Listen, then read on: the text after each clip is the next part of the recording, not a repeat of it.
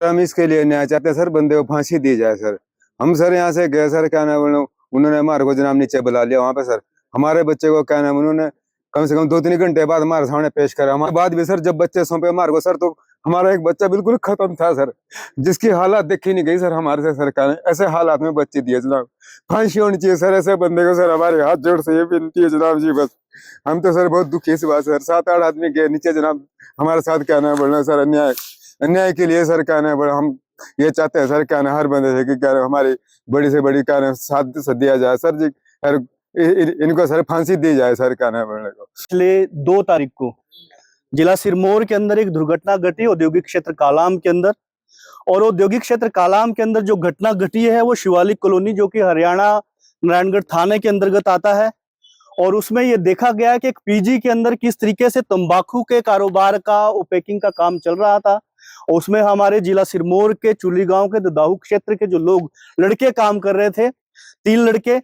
और 2 तारीख के शाम को उनके परिवारजनों को उन्हीं के फोन से वहां के जो हथियारे हैं जिन्होंने उन लड़कों को पीटा है, उनका कॉल आता है कि अगर अपने बच्चों की सुरक्षा चाहते हैं तो आप कालाम आकर इनको ले जाइए। और इनके डॉक्यूमेंट हमारे पास है। और उन्होंने साथ में उनसे पैसों की भी मांग की। जैसा कि पिछले कल हम परिवारजनों से उनके घर जाकर मिले तो उन्होंने बताया कि एक के अकाउंट से 17,000 रुपए, एक के अकाउंट से 14,000 रुपए जो वो मारने वाले लोग थे उन्होंने अपने अकाउंट में ट्रांसफर किए। तो इसकी मंशा क्या दिखाती है कि एक साजिशन हत्या का मामला है।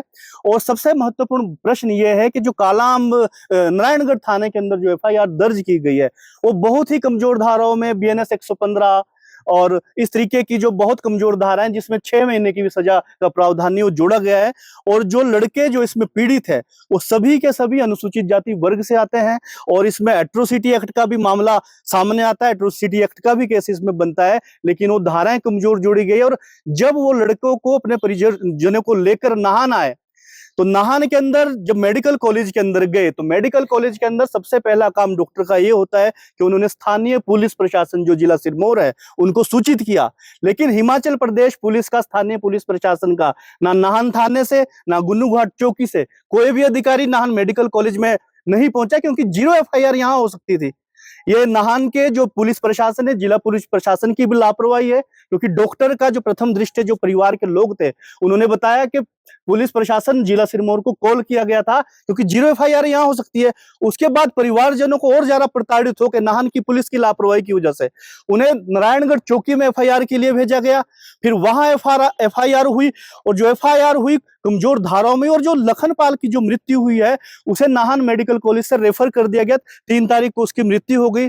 और जो पीटने वाले थे वो कॉन्स्पिरेसी क्या है इसके अंदर, जब उन्हें लगा कि उन्होंने बुरी तरीके से इनको पीट दिया है तो जो परिवारजन जो बता रहे हैं, साथ के जो लोग थे उन्होंने बताया कि एक एक मुट्ठी कोई नशीली दवाइयां उन बच्चों को जबरदस्ती खिलाई गई और ताकि वो मेडिकल में उस तरीके से वो आए। तो ये भी एक अपने आप में सोची समझी साजिश है। इसमें हत्या का मामला दर्ज होना चाहिए, 302 इसमें लगना चाहिए और षड्यंत्र के तहत जो हत्या की गई और एट्रोसिटी एक्ट के तहत ये मामला दर्ज होना चाहिए।